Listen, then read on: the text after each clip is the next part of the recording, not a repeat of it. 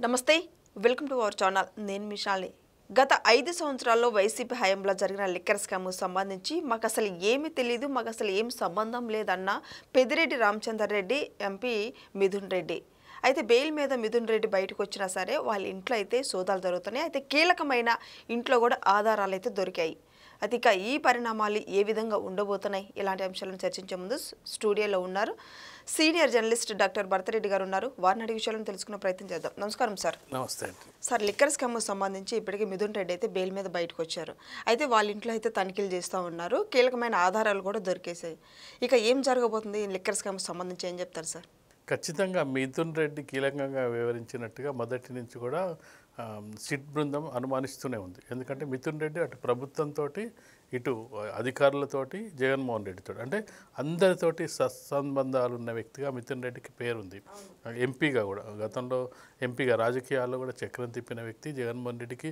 చాలా దగ్గరగా ఉన్న వ్యక్తి అతను ఇప్పుడు A4గా ఉండడం జరిగింది అతని వ్యవహారాలన్నీ కూడా పూర్తిగా అతనే చక్కదిద్దినట్టుగా మనకు కనిపిస్తుంది అంటే సిట్టు తన దర్యాప్తులో పేర్కొన్న అంశాలని మనం ఒకసారి పరిశీలించినట్టయితే A2గా ఉన్న వాసుదేవరెడ్డి A3గా ఉన్న సత్యకుమార్ వీళ్ళ ద్వారానే వీటన్నిటి కూడా నడిపించినట్టుగా కనిపిస్తుంది షెల్ కంపెనీని క్రియేట్ చేసినట్టుగా తన కంపెనీకి PLR కంపెనీకి కూడా నిధులు మళ్లించినట్టుగా ఎవరైతే ఎమ్మెల్యేలుగా పోటీ చేస్తున్న వాళ్ళందరికీ కూడా డబ్బులు ఇతనే పంపిణీ చేసినట్టుగా అంటే చాలా ఆధారాలు సేకరించడం ఈ ఆధారాలు సేకరించిన తర్వాత తనకున్న ప్రొవిజన్స్ ఆధారంగా కొన్ని సందర్భాల్లో బెయిల్ తెచ్చుకోవడం జరుగుతుంది గతంలో ఉపరాష్ట్రపతి ఎన్నిక సందర్భంగా ఒకసారి బెయిల్ తీసుకోవడం జరిగింది ఇప్పుడు వివిధ కారణాలతో బెయిల్ తీసుకోవడం జరిగింది అయితే ఇప్పుడు సిట్ బృందం ఈరోజు ఏకకాలంలో దాడులు నిర్వహిస్తుంది తన ఇళ్లలో ఒకటి హైదరాబాద్లో కానీ బెంగళూరులో తిరుపతిలో ఏకకాలంలో ఇప్పుడు పెద్దిరెడ్డి రామచంద్రారెడ్డి కార్యాలయంలో కూడా రెడ్డి కార్యాలయంతో పాటు పెద్దిరెడ్డి రామచంద్రారెడ్డి తిరుపతిలో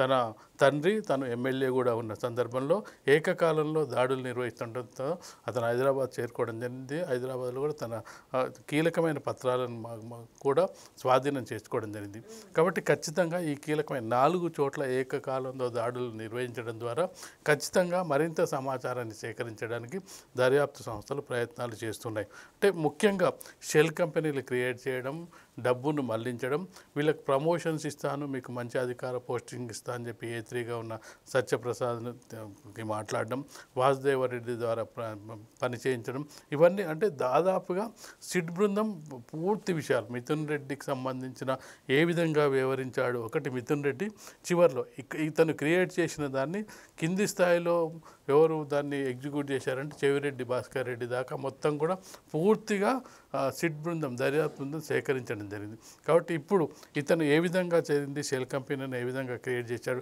తన సొంత కంపెనీ PLR కంపెనీకి కూడా ఏ విధంగా నిధులను మళ్లించాడు అనే అంశాలను ఇప్పుడు ఒక్కొక్కటిగా బయటికి తీస్తున్న నేపథ్యంలో ఈ 4 చోట్ల ఏకకాలంలో దాడులు నిర్వహించడం ద్వారా మరింత సమాచారం ఇప్పుడు భారతీయ సిమెంట్స్కి సంబంధించిన వాటికి కూడా నిధులు మళ్లించడం జరిగింది అవి ఎవరి ద్వారా మళ్లించాడు అంటే ఇవన్నీ కూడా ఇప్పుడు సేకరించే ఆధారాల ద్వారా మరింత సమాచారం బయటకు వచ్చే అవకాశం ఉంది ఖచ్చితంగా మిథున్ రెడ్డి ఇందులో కీలకంగా వివరించినట్టుగా మనకైతే కనిపిస్తుంది చూడాలంటే ఈరోజు సేకరించే ఆధారాల ప్రకారం మరొకసారి బెయిల్ రద్దు చేసి మరొకసారి రిమాండ్కి తీసుకొని మరింత విచారణ కొనసాగిస్తారా ఈరోజు అయితే మరింత కీలకంగా మారే అవకాశం అయితే మనకు కనిపిస్తుంది సార్ ఈ లిక్కర్ స్కామ్ సంబంధించి ఇప్పుడు కీలక ఆధారాలు దొరికేసరికి సిట్కి అయితే సిట్ చెప్తుంది ఏంటంటే కర్మకర్త క్రియ మొత్తం కుటుంబ సభ్యులే ఉన్నారు పెద్దిరెడ్డి రామచంద్ర రెడ్డి వాళ్ళ వైపు కావచ్చు మిథున్ రెడ్డి వైపు కావచ్చు మొత్తం కుటుంబ సభ్యులే ఉన్నారని మనకు సమాచారం వస్తుంది ఇక మొత్తానికి ఏం జరగబోతుందంటే ఏం చెప్తారు సార్ ఖచ్చితంగా మిథున్ రెడ్డి కుటుంబ సభ్యులు ఉండడానికి ప్రధాన కారణం ఏంటంటే జగన్మోహన్ రెడ్డికి అత్యంత సన్నిహితంగా ఉండే వ్యక్తులు మొత్తం కుటుంబం అంతా కూడా జగన్మోహన్ రెడ్డికి చాలా సన్నిహితంగా తండ్రి ఎమ్మెల్యేగా పోటీ చేయడం జరిగింది గతంలో మంత్రిగా పనిచేయడం జరిగింది ఇతనికి ఎంపీగా ఇవ్వడం జరిగింది కుటుంబం అంటే జగన్మోహన్ రెడ్డికి సొంత కుటుంబం ఎంతో ఈ పెద్దిరెడ్డి రామచంద్రారెడ్డి కుటుంబం కూడా అంతే పూర్తిగా అంటే తన నమ్మకస్తుల్లో ముఖ్యమైన వాళ్ళు ఎవరంటే పెద్దిరెడ్డి రామచంద్రారెడ్డికి సంబంధించిన కుటుంబీకులు కాబట్టి ఖచ్చితంగా కూడా ఏ లావాదేవీలు జరిగినా ఏ వ్యాపార సంబంధాలు జరిగినా ఎవరైనా అంటే ఒక వ్యక్తి ఏంటంటే ఏదైనా చేయాలనుకున్నప్పుడు అక్రమంగానైనా సక్రమంగానైనా ఏదైనా చేయాలనుకున్నప్పుడు తన సొంత వ్యక్తుల్ని అంటే కుటుంబ సభ్యుల కంటే కూడా తను ఎక్కువగా తనతో ఉండే సొంత వ్యక్తులకి పనులు అప్పగించే అవకాశం ఉంటుంది కాబట్టి అందులో స్కామ్ జరిగినా జరగకపోయినా ఏం జరిగినా వాళ్ళను నమ్మే అవకాశం ఉంటుంది. కాబట్టి ఇప్పుడు స్కామ్కి సంబంధించి మనం చూసుకున్నట్టయితే ఖచ్చితంగా కూడా కుటుంబ సభ్యుల ద్వారానే ఇదంతా. అంటే కొన్ని సందర్భాల్లో ఏంటంటే కుటుంబ సభ్యులు ఇన్వాల్వ్ అయితే వాళ్ళకేం తెలుసు, అంటే వాళ్ళ భార్య కానీ వీళ్ళంటే వాళ్ళని అనవసరంగా ఇన్వాల్వ్ చేస్తున్నారనే ఒక విమర్శ కూడా వచ్చే అవకాశం ఉంటుంది. కానీ కొంత వాళ్ళ ద్వారా చేయించుకున్నట్టయితే కొంత సేఫ్గా ఉండే అవకాశం ఉందనేది కూడా ఉంటుంది. కాబట్టి పెద్దిరెడ్డి రామచంద్రారెడ్డికి సంబంధించిన కుటుంబం ఖచ్చితంగా జగన్మోహన్ రెడ్డితో ప్రభుత్వంతో పార్టీతో అన్ని రకాల సంబంధాలు కలిగిన వ్యక్తులే. కాబట్టి ఈ పనులన్నీ చేయించుకోవడానికి వాళ్ళు ముందుంటారని మనం అనుకోవచ్చు. సార్, ఇప్పుడు జరుగుతున్న నకిలీ మద్యం కేసుకు సంబంధించి కూడా ఇక పెద్దిరెడ్డి ఫ్యామిలీనే ఉందని సమాచారం వస్తుంది. ముఖ్యంగా చూసుకుంటే మాజీ ఎమ్మెల్యే జోగి రమేష్ గారు అయితే ఇక నాకు అసలు ఎలాంటి సంబంధం లేదు, నేను దేని మీదైనా ప్రమాణం చేస్తానన్న వ్యాఖ్యలు చేస్తున్నారు నిన్న. అసలు ఎలా చూడాలి సార్? ఖచ్చితంగా ఇప్పుడు ఎవరైనా ఇటీవలి కాలంలో మనం చూసుకున్నట్టయితే లిక్కర్ స్కామ్కి సంబంధించే ఇప్పుడు ఎవరైతే అరెస్ట్ కాపాడ్డారో వాళ్ళందరూ కూడా అసలు లిక్కర్ స్కామే జరగలేదు, మాకు సంబంధమే లేదు, అసలు లిక్కర్ స్కామ్ అంటే ఏంది అని చెప్పిన వాళ్ళందరూ కూడా ఒక్కొక్కటి వాళ్ళు ఏ విధంగా చేశారని చెప్పి సిట్ దర్యాప్తు సంస్థలు ఒక్కొక్కటిగా బయటపెడుతున్న సందర్భాన్ని మనం చూడొచ్చు. జగన్మోహన్ రెడ్డి కూడా ఆ విధంగానే ప్రెస్ మీట్లు పెట్టడం జరిగింది. లిక్కర్ స్కామా, అదేంటి లిక్కర్ స్కామ్ ఒకటి జరిగిందా అని చెప్పే ప్రయత్నం చేయడం జరిగింది. కాబట్టి జోగి రమేష్ అయినా ఎవరైనా మాకేం సంబంధం. మిథున్ రెడ్డి కూడా మొదట్లో అదే చెప్పడం జరిగింది. అరెస్ట్ కావడానికి ముందు లిక్కర్ స్కామ్కి నాకు సంబంధమే లేదు, ఇది రాజకీయ కక్ష, కూటమి ప్రభుత్వం మా మీద కక్ష సాధింపు చర్యలకు పూనుకుంటుందని చెప్పే ప్రయత్నం చేయడం జరిగింది. కానీ దర్యాప్తు సంస్థలు కొంత సమాచారం సేకరించిన తర్వాతనే అవతలి వాళ్ళని అరెస్ట్ చేయడానికి ముందుకు వస్తుంటారు. కొంత సమాచారం సేకరించి మిగతా సమాచారాన్ని వీళ్ళ ద్వారా సేకరించే ప్రయత్నం చేస్తుంటారు, వీళ్ళ అనుచరుల ద్వారా ప్రయత్నించేస్తారు.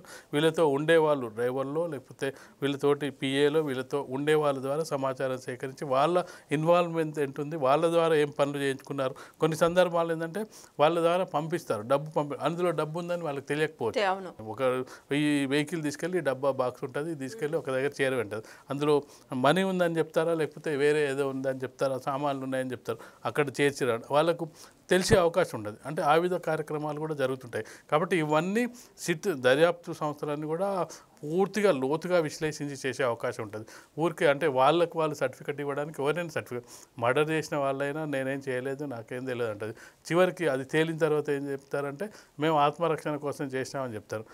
తర్వాత నన్ను నేను రక్షించుకోవడం చెప్తారు, కానీ ముందైతే చేయలేదని చెప్తారు. కాబట్టి ఖచ్చితంగా దర్యాప్తులో తేలే అంతవరకు వాళ్ళందరూ కూడా ఇప్పుడు చంద్రబాబు నాయుడు గారు చెప్పడం జరిగింది, కేబినెట్ సమావేశంలోనే చెప్పడం జరిగింది, అతను నేరం చేశాడు కదా జగన్మోహన్ రెడ్డి అంటే మనం ఇప్పుడే కాదు చెప్పాల్సింది, అతను కేవలం నిందితుడు మాత్రమే, అది కోర్టులు నిర్ణయిస్తాయి అతను నేరస్తుడా లేకపోతే నిందితుడా అనే విషయాన్ని. కాబట్టి ఖచ్చితంగా వీళ్ళు సేకరించిన ఏదైతే సమాచారం ఉంటుందో, సాక్ష్యాలు ఉంటాయో అవన్నీ కూడా కోర్టుకు సమర్పించే అవకాశం ఉంటుంది. ఫైనల్ రిపోర్ట్ తయారు చేసిన తర్వాత ఎవరిని ఇన్వాల్వ్ అయ్యారు, ఎవరి పాత్ర ఎంత, ఈ డబ్బులన్నీ ఎక్కడికి వెళ్ళాయి, ఎవరి ద్వారా వెళ్ళాయి, ఇవి ఎక్కడ ఇన్వెస్ట్ చేశారు, ఇవన్నీ కూడా నెక్స్ట్ అంటే ఈ ఫైనల్ స్టేజ్లో ఉన్నదిగా మనం అంటే గుర్తించడం జరిగింది.